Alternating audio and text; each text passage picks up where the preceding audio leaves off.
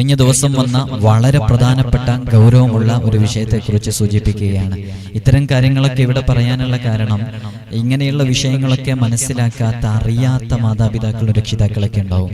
അത്തരം കാര്യങ്ങളൊക്കെ മാതാപിതാക്കളെയും രക്ഷിതാക്കളെയൊക്കെ ഓർമ്മപ്പെടുത്താനും അതിനെക്കുറിച്ചൊക്കെ അവയർനെസ് ഉണ്ടാകാനും വേണ്ടിയാണ്, അതിനെക്കുറിച്ചൊക്കെ ഒന്ന് ബോധേഡായിരിക്കാൻ വേണ്ടിയിട്ടാണ് ഇങ്ങനെ ഈ വിഷയങ്ങളൊക്കെ പറയുന്നത്.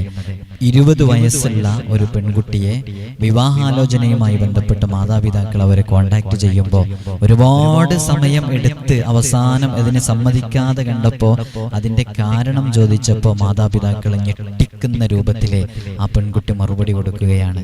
എനിക്ക് വൈവാഹിക ജീവിതത്തിലേക്ക് പ്രവേശിക്കാൻ ഒരാണുമായിട്ടുള്ള ബന്ധത്തിന് എനിക്ക് താല്പര്യമില്ല. എനിക്ക് പെൺകുട്ടിയും എന്നെ പോലെയുള്ള പെൺകുട്ടിയുമായിട്ടുള്ള ബന്ധമാണ് എനിക്ക് താല്പര്യം. അല്ലാതെ ഒരാണിനെ വിവാഹം ചെയ്താൽ എൻ്റെ ജീവിതവും ആ ആണിന്റെ ജീവിതവും നശിക്കും. അതുകൊണ്ട് എനിക്കൊരു പെണ്ണിനെയാണ് വിവാഹം ചെയ്യേണ്ടത് എന്ന വാർത്തയാണ് അവർ കേൾക്കുന്നത്.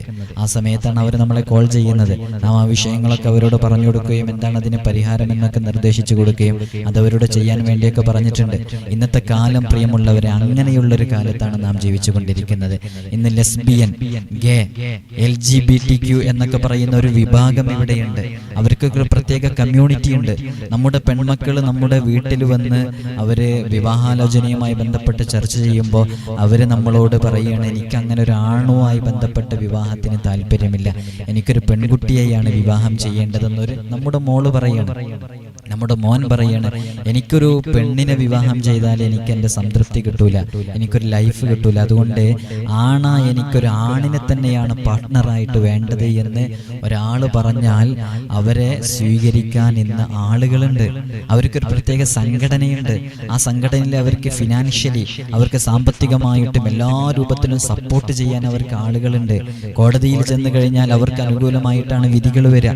സമീപകാലത്ത് നടന്ന, ഞാൻ അവരുടെ പേരുകളൊന്നും സൂചിപ്പിക്കുന്നില്ല, സമീപകാലത്ത് ഒരുപാട് ബന്ധങ്ങൾ ആ രൂപത്തിൽ വരികയും അവർ കോടതിയുടെ വിധി പ്രകാരം അവർ സ്വന്തമായിട്ട് വിവാഹം ചെയ്ത് ഒരു പെണ്ണും മുസ്ലിം നാമധാരികളായ പെൺകുട്ടികൾ പരസ്പരം, ഒരു പെണ്ണ് മറ്റൊരു പെണ്ണിനെ വിവാഹം ചെയ്യുന്നു, അവരെ എവിടെയെങ്കിലും ലോഡ്ജ് എടുത്ത് അവര് ഫ്ലാറ്റ് എടുത്ത് അവിടെ താമസിക്കുന്നു. അങ്ങനെ ആ പെണ്ണുമായിട്ട് ഭാര്യ ഭർത്താക്കന്മാരായി അവർ ജീവിക്കുന്നു, ആണുമായിട്ട് ഭാര്യ ഭർത്താക്കന്മാരായി ജീവിക്കുന്നു. അങ്ങനെയുള്ള ലെസ്ബിയൻ, ഗേ കപ്പിൾസുകൾ വളരെ വർദ്ധിച്ചു വരുന്ന കാലമാണ്. ഈ കാലഘട്ടത്തിൽ നാം എത്രത്തോളം നമ്മുടെ മക്കളെ നോക്കണം എന്നുള്ളത് സൂചിപ്പിക്കാൻ വേണ്ടിയാണ് ഞാൻ പറയുന്നത്. അപ്പൊ ആ 20 വയസ്സ് പ്രായം എത്തിയിട്ട് അതുവരെ മാതാപിതാക്കൾക്ക് ആ ഒരു മകൾക്ക് അങ്ങനെ ഒരു വൈകല്യമുണ്ടെന്ന് തിരിച്ചറിയാൻ സാധിച്ചില്ല. അവർക്കതിനൊരുപാട് ന്യായങ്ങൾ ഉണ്ടാകും. എൻ്റെ ശരീരത്തിൽ ഹോർമോൺ ഇഷ്യൂസ് ഉണ്ട്, എനിക്കങ്ങനെ, എൻ്റെ ശരീരം എന്നെ റബ്ബിങ്ങനെയാണ് പടച്ചത് എന്നവർ പറയും. പക്ഷേ യഥാർത്ഥത്തിൽ അങ്ങനെയൊന്നുമല്ലല്ലോ. അവർ ചെന്നുപെടുന്ന സാഹചര്യങ്ങളിൽ നിന്ന്, അവർ വളരുന്ന സാഹചര്യങ്ങളിൽ നിന്ന് അവർ ആ രൂപത്തിലേക്ക് അവർ എത്തിച്ചേരുകയാണ്. ഇവരൊക്കെ ഒരു പ്രത്യേക ഇത്തരം വിഷയങ്ങളൊക്കെ വീട്ടിൽ നിന്ന് മാക്സിമം അവരെ മാതാപിതാക്കൾ പുറത്താക്കുകയോ അല്ലെങ്കിൽ അവരെ അവോയ്ഡ് ചെയ്യുകയൊക്കെ ചെയ്യും. ഈ സമയത്ത് അവർ കേരളത്തിൻ്റെ നഗരപ്രദേശങ്ങളിലേക്ക് എത്തും. കൊച്ചി, ബാംഗ്ലൂർ പോലെയുള്ള സ്ഥലങ്ങളിലേക്കൊക്കെ എത്തിയിട്ട് അവരുടെ കാര്യങ്ങളൊക്കെ വളരെ സന്തോഷത്തോടു കൂടെ അവിടെ നടക്കും. അപ്പൊ അത്തരം സാഹചര്യങ്ങൾ നമ്മുടെ മക്കളിലേക്ക് എത്താതിരിക്കാൻ വേണ്ടി വളരെയധികം ബോധവാന്മാരാകണം. കഴിഞ്ഞ ദിവസം ആ കുടുംബം വിളിച്ചിട്ട് അവർക്ക് സംസാരിച്ച് പൂർത്തിയാക്കാൻ പറ്റുന്നില്ല അവരുടെ സംസാരം. അവർ പൊട്ടിക്കരയുകയാണ് വിളിച്ചിട്ട്.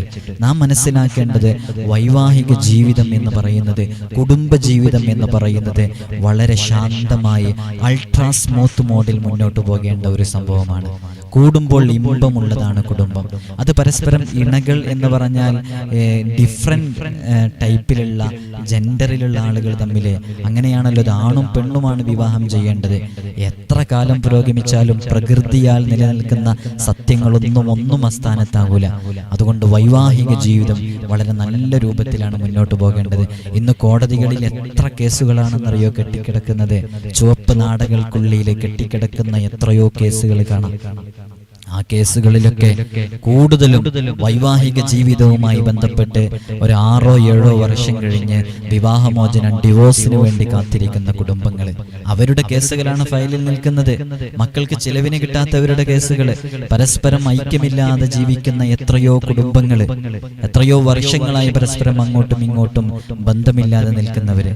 അങ്ങനെ അവരുടെ വൈവാഹിക ജീവിതം തകരാൻ ഒരുപാട് കാരണങ്ങൾ ഉണ്ടാകാം. മറ്റുള്ള ഏതെങ്കിലും അന്യ സ്ത്രീയുമായി അവരുടെ ഭർത്താവിന് ബന്ധമുണ്ടായേക്കാം, അങ്ങനെ അവർ തമ്മിൽ പിരിഞ്ഞതായിരിക്കാം, അവർ തമ്മിൽ ഐക്യമില്ലാത്തതായിരിക്കാം. അല്ലെങ്കിൽ ഭർത്താവാണെന്നുണ്ടെങ്കിൽ ഭാര്യയെ ഏതോ ഒരു സന്ദർഭത്തിൽ ആരോടോ ചാറ്റ് ചെയ്യുന്നതോ മെസ്സേജ് അയക്കുന്നതോ ഫോൺ വിളിക്കുന്നതോ ഭാര്യയെ കണ്ടപ്പോൾ ആ സമയത്ത് അവർ അതിന് ആ ഒരു ബന്ധം തകർന്നതായിരിക്കാം. അങ്ങനെയൊക്കെ ഡിവോഴ്സുമായി ബന്ധപ്പെട്ട് പിന്നീട് ഈ മാപ്പ് പറഞ്ഞാലും സമ്മതിക്കാത്ത ചില ബന്ധങ്ങളൊക്കെ ഉണ്ട്. നമ്മളൊക്കെ മനസ്സിലാക്കേണ്ടത് മനുഷ്യരാണ്, ജീവിതത്തിൽ തെറ്റുകൾ സംഭവിക്കാം, ആവർത്തിക്കപ്പെടുന്ന തെറ്റുകൾ ഉണ്ടാകാൻ പാടില്ല. ഒരു സമയം ഒരു പ്രാവശ്യം ഒന്നോ രണ്ടോ തവണ നമ്മുടെ പാർട്ട്ണറുടെ ഭാഗത്തു നിന്ന്, ഭാര്യയാവട്ടെ ഭർത്താവട്ടെ, ആരുടെയെങ്കിലും ഭാഗത്തു നിന്ന് മനുഷ്യ സഹജമായ എന്തെങ്കിലും പിടിക്കപ്പെടുകയോ കാണുകയോ ചെയ്താൽ അത് ക്ഷമിക്കാം. മനുഷ്യനല്ലേ, മലക്കുകളല്ലോ. മലക്കുകളിൽ നിന്ന് തെറ്റുകൾ സംഭവിക്കൂല. മനുഷ്യരാകുമ്പോൾ തെറ്റുകൾ സംഭവിക്കും. അത്തരം തെറ്റുകൾ സംഭവിക്കുന്ന സമയത്ത് മാപ്പ് കൊടുക്കാൻ തയ്യാറാകണം. അങ്ങനെ മാപ്പ് കൊടുത്ത് ആവർത്തിക്കപ്പെടുന്ന തെറ്റുകളാണെങ്കിൽ അത് വളരെ ഗൗരവമുള്ളതാണ്. പിന്നെയും അത് ആവർത്തിക്കുന്നു. അങ്ങനെ ഏതെങ്കിലും ഒരു ബന്ധം നമ്മൾ കണ്ടെത്തുകയോ മനസ്സിലാക്കുകയോ ചെയ്താൽ അത് ഭാര്യ ഭർത്താവിൻ്റെത് കണ്ടെത്തിയാൽ ഭർത്താവിൻ്റെത് കണ്ടെത്തിയാൽ ഭാര്യ ക്ഷമിക്കണം, ഭർത്താവ് ഭാര്യയുടേത് കണ്ടെത്തിയാൽ അത് ക്ഷമിക്കണം. പരസ്പരം ക്ഷമിക്കാൻ തയ്യാറാകണം. അങ്ങനെ ക്ഷമിച്ച് വീണ്ടും ആ ജീവിതം മുന്നോട്ട് കൊണ്ടുപോകണം. ഞാൻ നേരത്തെ പറഞ്ഞതുപോലെ അൾട്രാ സ്മൂത്ത് മോഡിൽ മുന്നോട്ട് പോകണം. നമുക്ക് മക്കളുണ്ട്, അവരുടെ ഭാവി അവതാളമാകാൻ പാടില്ല, നാട്ടിൽ ചീത്തപ്പേരുണ്ടാകാൻ പാടില്ല. അതുകൊണ്ട് നല്ല രൂപത്തിൽ മുന്നോട്ട് കൊണ്ടുപോകേണ്ടതാണ്. എന്നാൽ ഇന്ന് പലതും അങ്ങനെയല്ല. വാശി, ഇരുഭാഗത്തു നിന്ന് ശക്തമായ വാശി കാരണം ഒന്നുകിൽ ഭർത്താവ് അവിടെ വീട്ടിൽ കൊണ്ടാക്കിയിട്ട് തീരെ തിരിഞ്ഞു നോക്കാത്ത കുടുംബങ്ങൾ, പല കാരണങ്ങൾ അതിനുണ്ടാകാം. ഞാൻ നേരത്തെ സൂചിപ്പിച്ചതുപോലെ അവിഹിത ബന്ധം, ഏതെങ്കിലും മറ്റു അന്യ സ്ത്രീയുമായി ബന്ധപ്പെട്ട ബന്ധം ഭർത്താവിന് എങ്ങനെയോ മണത്തറിഞ്ഞ് മനസ്സിലാക്കിയിട്ടുണ്ടാകാം. അല്ലെങ്കിൽ ഭാര്യയ്ക്ക് ഭർത്താവിന് എന്തെങ്കിലും ഒരു കണക്ഷൻ ഉണ്ട് എന്ന് തോന്നല്, വെറുതെ സംശയിക്കുന്ന ആളുകളുണ്ട്. ഒന്നും കൃത്യമായി തെളിവോടുകൂടെ കിട്ടാതെ ആ വിഷയത്തിനെ കുറിച്ച് സംസാരിച്ച് ബന്ധം ശിഥിലമാക്കരുത്. അത് വളരെയധികം ശ്രദ്ധിക്കണം. ഒരുപാട് കേസുകൾ നമ്മുടെ അടുക്കൽ ഇരുഭാഗങ്ങളിൽ നിന്നും വരുന്നുണ്ട്. അവർക്കൊക്കെ നാം പരിഹാരം പറഞ്ഞു കൊടുക്കുന്നുണ്ട്. എന്തുണ്ടെങ്കിലും അതിന് പരിഹാരമുണ്ട്. ഞാൻ നേരത്തെ നിങ്ങൾ ഇത്തരം വിഷയങ്ങൾ പറയുമ്പോൾ അല്ലാഹു സുബ്ഹാനഹു വ തആല അവന് ധാരാളം ദിക്റ് ചൊല്ലുന്ന, അവന് ധാരാളം അദ്കാറുകൾ ചൊല്ലുന്ന, ആയത്തുകൾ ഓതുന്ന, ഖുർആൻ ഓതുന്ന ആ ശരീരം, ആ നാക്കുകൾ, അതൊന്നും അല്ലാഹു വെറുതെയാക്കൂല. അതുകൊണ്ട് റബ്ബിനോട് പറഞ്ഞാൽ പരിഹരിക്കപ്പെടാത്ത പ്രശ്നങ്ങളില്ല. പ്രിയമുള്ള മുഅ്മിനീങ്ങളെ, പ്രത്യേകം മനസ്സിലാക്കേണ്ടത്, ആർക്കെങ്കിലും അവിഹിത ബന്ധമുണ്ടെങ്കിൽ അത്തരം ബന്ധങ്ങളിൽ നിന്ന് അകന്നു നിൽക്കാൻ ചൊല്ലേണ്ട ചില ദിക്റുകളുണ്ട്. ഒരുപാട് ആളുകൾക്ക് നാം അത് പറഞ്ഞു കൊടുക്കാറുണ്ട്. അത്തരം ബന്ധങ്ങളൊക്കെ അവസാനിച്ച് എത്രയോ അനുഭവങ്ങൾ നമുക്കുണ്ട്. ഇൻഷാ അല്ലാഹ് അത്തരം വിഷയങ്ങളൊക്കെ ഞാൻ സൂചിപ്പിക്കുന്നുണ്ട്. ഇൻഷാ അല്ലാഹ് ഇതിൽ നല്ല ബന്ധം, വൈവാഹിക ജീവിതം നല്ല രൂപത്തിൽ മുന്നോട്ട് പോകാനുള്ള വളരെ ശ്രേഷ്ഠതയുള്ള ഒരു ആയത്ത് ഞാൻ ഇതിൽ സൂചിപ്പിക്കുന്നുണ്ട്. എല്ലാവരും അത് കേൾക്കണം, അത് പതിവാക്കണം എന്ന് ഓർമ്മപ്പെടുത്തുകയാണ്. വളരെ ഫലമുള്ള ഒരു ആയത്താണ്. എപ്പോഴും നാം മനസ്സിലാക്കേണ്ടത്, റബ്ബിനോട് ഇത്തരം വിഷയങ്ങൾ പറഞ്ഞാൽ പരിഹരിക്കപ്പെടാത്ത പ്രശ്നങ്ങളില്ല. പ്രിയമുള്ളവരെ, നല്ലോണം ദിക്റ് ചൊല്ലണം. നമ്മുടെ ബന്ധം തകരാതിരിക്കാൻ വേണ്ടിയിട്ട് ഡെയിലി സ്ഥിരമായിട്ട് പതിവാക്കണം. നല്ല രൂപത്തിൽ കുടുംബജീവിതം മുന്നോട്ട് നയിക്കുന്നവരാണെങ്കിലും, ഇനി അതിലെന്തെങ്കിലും പ്രശ്നങ്ങളുള്ളവരാണെങ്കിലും, അവിഹിത ബന്ധമുണ്ടായിട്ട് പ്രയാസപ്പെടുന്നവരാണെങ്കിലും അതൊക്കെ നിർത്തലാക്കാൻ കഴിയും. നമ്മുടെ മോൾക്ക് ഏതെങ്കിലും ഒരു, കഴിഞ്ഞ ദിവസം ഫോൺ വിളിച്ചതിൽ ഒരു ക്രിസ്ത്യൻ യുവാവുമായിട്ട് അവരുടെ മോൾക്ക് ബന്ധമുണ്ടായിട്ട് അത് ഒഴിവാക്കാൻ പറ്റുന്നില്ല. മോള് ഭീഷണിപ്പെടുത്തുന്ന, ഞാൻ ചാടിപ്പോകുമെന്ന് പറഞ്ഞിട്ട്. അല്ലാഹു സുബ്ഹാനഹു വ തആല കാത്തുരക്ഷിക്കുമാറാകട്ടെ. അവർക്ക് നാം അതിൻ്റെ ഒരു പരിഹാരം പറഞ്ഞു കൊടുത്തിരുന്ന ആ ബന്ധം ഒഴിവാക്കാൻ വേണ്ടിയിട്ട്. അപ്പോൾ നാം ശ്രദ്ധിക്കേണ്ടത്, ഇത്തരം വിഷയങ്ങൾ വരുമ്പോൾ അത്തരം വിഷയങ്ങളിൽ നിന്ന് ഒഴിഞ്ഞു നിൽക്കാൻ, അത്തരം വിഷയങ്ങളിൽ നിന്ന് മാറി നിൽക്കാൻ, അത്തരം ബന്ധങ്ങൾ അകറ്റാൻ വേണ്ടിയിട്ടുള്ള ദിക്റുകളുണ്ട്. ആ ദിക്റുകളൊക്കെ ചൊല്ലിയ വലിയ ഫലം ലഭിക്കും. അല്ലാഹുവല്ലേ അവരുടെ ഹൃദയത്തിൽ ആ സ്നേഹത്തിന് ഇട്ടുകൊടുത്തിട്ടുള്ളത്, ആ കപട സ്നേഹത്തിനെ, ആ സ്നേഹത്തിനെ മാറ്റിയിട്ട് ഒരാളുടെ ഹൃദയത്തിൽ മറ്റൊരാളോട് വെറുപ്പുണ്ടാക്കാൻ റബ്ബിന് കഴിയും. അതിന് ചെയ്യേണ്ടത് ചെയ്യണം. അല്ലാഹു സുബ്ഹാനഹു വ തആല നമ്മുടെ മക്കളെയൊക്കെ കാത്തുരക്ഷിക്കട്ടെ. നേരിട്ട് കാണാനുള്ള ഡേറ്റ് ചൊവ്വാഴ്ചകളിൽ മാത്രമാണ്. ചൊവ്വാഴ്ച നേരിട്ട് വരാൻ വേണ്ടി ബുക്ക് ചെയ്യാൻ വിളിക്കേണ്ടത് ഞായറാഴ്ച 10 മണിക്കാണ്. വിളിച്ച് ബുക്ക് ചെയ്തതിൻ്റെ ശേഷം മാത്രമേ വരാവൂ. പലരും ബുക്ക് ചെയ്യാതെ വരുന്നുണ്ട്. അതുകൊണ്ടാണ് നമുക്കിതൊക്കെ പറയേണ്ടി വരുന്നതെന്ന് ഓർമ്മപ്പെടുത്താണ്. അല്ലാഹു സുബ്ഹാനഹു വ തആല നമ്മുടെ വിഷയങ്ങളിലൊക്കെ വലിയ സലാമത്ത് നൽകട്ടെ. അങ്ങോട്ടും ഇങ്ങോട്ടും ഐക്യത്തിലില്ലാത്ത ഭാര്യ ഭർത്താക്കന്മാർ, പരസ്പരം ഭാര്യ ഭർത്താവ് അവർ തമ്മിൽ പരസ്പരം ഐക്യമില്ലാതെ, ഇഷ്ടമില്ലാതെ, മിണ്ടാതെ പരസ്പരം 2 വീടുകളിലായിട്ട് കഴിയുന്ന ആളുകൾ, എന്നാൽ അവർക്ക് അടുക്കുകയും വേണം. അങ്ങനെ ഒരു ഭാഗത്തു നിന്ന് മനസ്സലിഞ്ഞാൽ അടുക്കൽ നടക്കും. അങ്ങനെ അവരുടെ മനസ്സിൽ നമ്മോട് സ്നേഹമുണ്ടായി കിട്ടാൻ വേണ്ടിയിട്ടുള്ള ദിക്റുകൾ. അതേപോലെ തന്നെ ബന്ധം തകരുന്ന ആ ഒരു ത്വലാഖിന്റെ വക്കിലെത്തിയവരൊക്കെ ഉണ്ടാകും. അത്തരം വിഷയങ്ങളൊക്കെ റാഹത്തായി കിട്ടാൻ, കുടുംബജീവിതത്തിലുള്ള ഒരുപാട് പ്രശ്നങ്ങളുണ്ട്. നമ്മുടെ ഭാര്യക്കാണെങ്കിലും ഭർത്താവിനാണെങ്കിലും അവിഹിത ബന്ധങ്ങളുണ്ടെങ്കിൽ ആ അവിഹിത ബന്ധങ്ങൾ ഒഴിവാക്കാൻ വേണ്ടിയിട്ടുള്ള വളരെ പ്രധാനപ്പെട്ട വളരെ നല്ല അമലുകളുണ്ട്. ആ അമലുകൾ, ആ ദിക്റുകളൊക്കെ ചൊല്ലിയാൽ അതിന് വലിയ ഫലങ്ങൾ ഉണ്ടാകും ഇൻഷാ അല്ലാഹ്. അല്ലാഹു സുബ്ഹാനഹു വ തആല നല്ലത് പ്രവർത്തിക്കാനും നല്ലത് ചെയ്യാനുമുള്ള തൗഫീഖ് നമുക്കൊക്കെ നൽകി അനുഗ്രഹിക്കുമാറാകട്ടെ.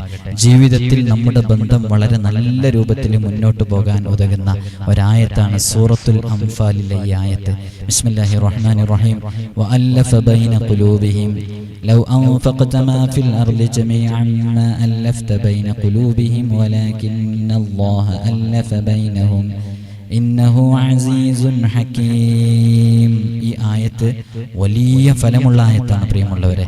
ഇത് കാണാതെ പഠിക്കാൻ പറ്റുന്നവർ കാണാതെ പഠിക്കാം. എല്ലാ ദിവസവും ഒരു നേരം, രാവിലെയോ വൈകുന്നേരമോ ഒരു നേരം 3 തവണ ഈ ആയത്ത് പതിവാക്കുക. നിലവിൽ വളരെ നന്നായി പോകുന്ന കുടുംബ ബന്ധം പിന്നെ ഒരിക്കലും തകരൂല ഇൻഷാ അല്ലാഹ്. ഇത് ജീവിതത്തിൽ പതിവാക്കുക. നല്ല ഫലമുള്ള വലിയ മഹത്വമുള്ള ഒരു ആയത്താണ്.